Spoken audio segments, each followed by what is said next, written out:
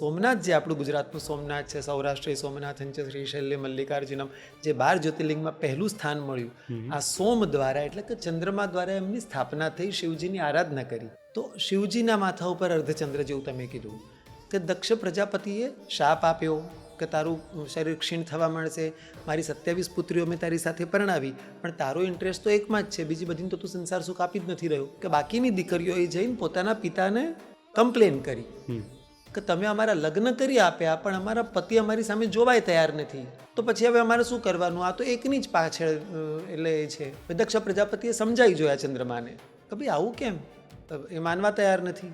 ઠીક છે કે તને બહુ તારા રૂપ ઉપર અભિમાન છે ને, તારા રૂપના કારણે તું આવું કરી રહ્યો છે, આજે તને શાપ આપું છું, હવે તું ધીરે ધીરે તને ક્ષય રોગ થશે. ચંદ્રમાને ક્ષય રોગ થયો. પૂર્ણ ચંદ્રમાં ધીરે ધીરે દિવસની કલાઓ સાથે ક્ષીણ થવા માંડ્યા. ક્ષય એટલે ટીબી થયો ને, આજના જમાના પ્રમાણે ટ્યુબરક્યુલોસિસ. એણે પછી આરાધના કરી, કોણે? ચંદ્રમાએ, આપણું સોમનાથ.